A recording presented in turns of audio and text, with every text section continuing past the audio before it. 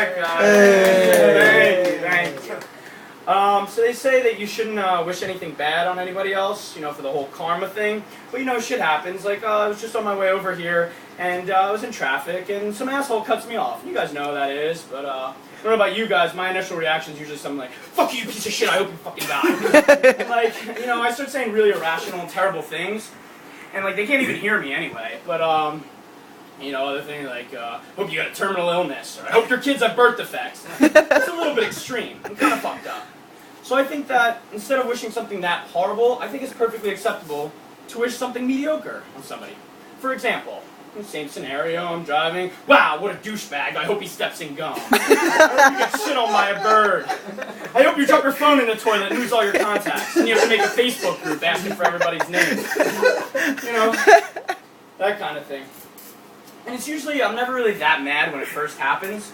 It's usually as time goes on, and starts boiling, and getting madder and madder, and I'm thinking about it. Just, I can't believe he really fucking cut me off. What a fucking douchebag. He's not even in driving sight anymore, you know? I'm already at my destination, and I'm like, I can't believe that motherfucker cut me off 49 minutes ago. What a fucking asshole. Fucking bad drivers. And I know we all have that complex, too, where we think that we're always right, and that everyone else is the one making the mistakes. I know, you guys. So I have this theory that I'm the best driver in the world. Believe it or not, I think I'm the best driver in the world, and that God puts all the bad drivers around me to test me. And so what's the first thing we do, though, when that asshole cuts you off? You grab something to write with, and you angrily jot down on your phone or notepad their license plate number, as if you're going to use that shit in the future. Like, for some divine chance, I'm going to happen to fall behind them in traffic again, and just... That's the motherfucker! Get him! It's the same guy! I did it again! Oh my god. Another thing I've noticed that we do too is judge people based on their license plates, meaning, you know, where they're from. Like, almost making excuses for ourselves. Guy cuts you off. "Wow, what a fucking ass. Oh, go figure, he's from New Jersey." "Yep, he's from New Jersey. Typical Indiana driver, yep. Well, that douchebag from Michigan, look at him, he's switching lanes, he doesn't know anything around here. Go back to fucking Michigan." My god. There's a lot of different groups of people that, you know, really piss me off. I'd like to discuss another group that really grinds my gears. So it's fucking young pre-teenage girls. Who the fuck do they think they are? You walk around the mall in groups of like 23 acting all loud and obnoxious. You're not fucking hot. Like, holy shit, you're 11 years old. What the fuck would you be gossiping about? The latest Barbie doll? Justin Bieber's new earrings? Or your first fucking period? Because that shit's gotta be headline news at recess or something.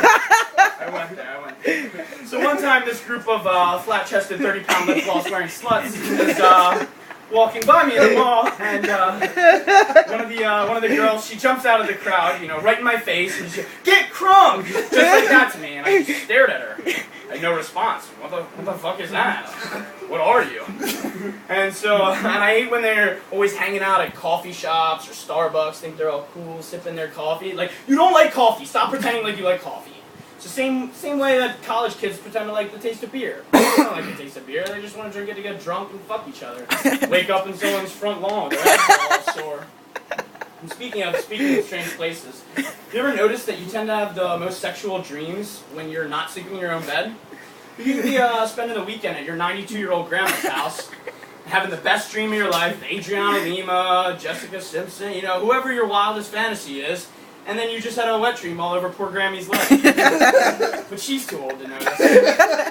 And then you gotta sneak out of bed with your giant boner pitched tent, and go to take a pee, and you gotta squat over the toilet at exactly 93 degrees to make sure you still don't spray pee, but I still spray pee all over the place anyway.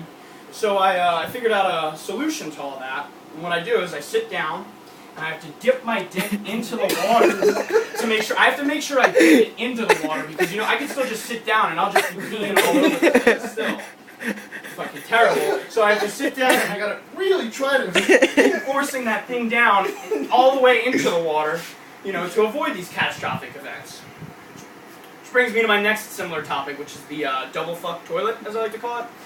The double fuck toilet is when you go to sit down and take a shit, and you'll find that the toilet seat does not accommodate your body's needs. You know, you'll sit down and your dick won't be fitting in the toilet. And, you know, even if you slide back a little and get it to fit, you're still going to be peeing all over the place. So you slide back and you make sure everything's all good, and then you shit all over the back of the toilet seat anyway, thus leaving you double fucked. I'm sorry. I'm saying a lot of filthy shit right now, so I have a clean joke for you guys. Does anyone here know what frottage is? I don't know if you guys know it. If you're not familiar with it, the official definition, according to dictionary.com, is it's the act of rubbing up against the body of another person in a crowd to attain sexual gratification. So it's basically coming on somebody in public without them noticing. It's pretty fucked up, right? Well, apparently this shit is illegal and unethical. If you ask me, that's a fucking talent. If you can whip it out and come on somebody's leg without them noticing, hats off to you. Oh my god, I'm sure you guys have all heard of Locks for Love, right? It's getting really popular these days. Everybody wants to, cut their hair real short and feel like they're doing a great deed, donating it to these cancer and leukemia patients to have wigs made for them.